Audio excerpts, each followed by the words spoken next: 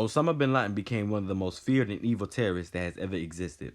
With a $25 million bounty on his head, he became the FBI's most wanted terrorist in the world. Osama bin Laden was born in Saudi Arabia in 1957. He was the 17th child of 52 children to his father, Mohammed bin Laden, a young Saudi who immigrated to Saudi Arabia and started the largest construction company that made billions. As a child, Osama bin Laden was very wealthy. Going to the best schools, he was living a life of luxury in Saudi Arabia.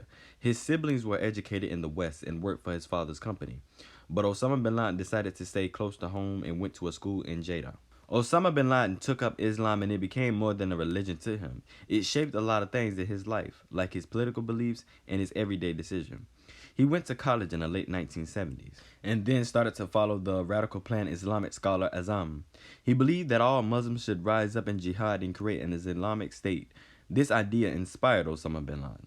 Osama bin Laden then saw a growth in Western influence on the Middle East life, and he didn't like it. Then in 1979, the Soviet Union invaded Afghanistan. Bin Laden then traveled to a Pakistan city on the border with Afghanistan to join the resistance. He didn't become a fighter himself, but he used his connections to win financial and moral support for the Afghan rebels. He encouraged young men to come from all over the Middle East to be a part of the Afghan jihad and established great networks between countries. He provided a lot of training and supplies, and it showed that bin Laden and his associates were possible to put planned Islamic into practice. In 1988, Osama bin Laden then went on to create the group that we all know today, Al-Qaeda, and focused on the symbols of terror instead of a military campaign. When the Soviets withdrew from Afghanistan in 1989, Osama bin Laden went back to Saudi Arabia to set up a fundraiser for the new and more difficult missions. The pro-West Saudi royal family thought that bin Laden's rhetoric may cause trouble in the kingdom. So they tried to keep him as quiet as they possibly could. They suspended his passport, rejected his request to give them Afghan Arabs to help them at the border after Iraq had invaded Kuwait in 1990. After the invasion, Saudi Arabia asked the United States for help, and that angered him and was the last straw for Osama bin Laden. Upset and angry, the next year Osama bin Laden and Al-Qaeda struck for the first time. A bomb exploded in the hotel in Yemen that killed 2 Australian civilians.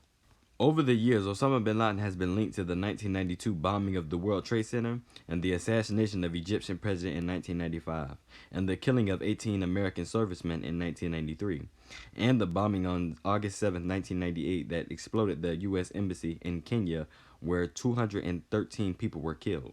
Osama bin Laden's most known attack was on September 11, 2001 on the World Trade Center and the Pentagon, which was the worst terrorist attack on American soil.